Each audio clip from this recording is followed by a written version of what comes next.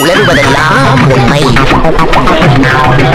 இது action madam, இது action.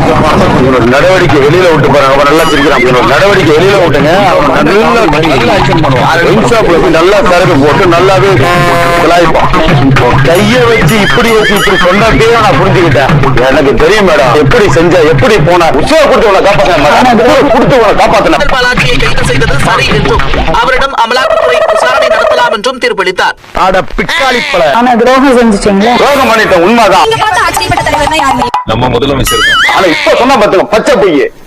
நம்ம முதலமைச்சர் தான். பாத்தீங்களா, பச்சை பொய்யாது. அவன் எப்படி உட்காந்து பாருங்க, அப்பா பிச்சைக்கார மாதிரி உட்காந்துருக்கான். டிடிவி அவர்கள் தளர்ந்த முதலமைச்சராக ஆட்சி பொறுப்பை ஏற்பார்கள்.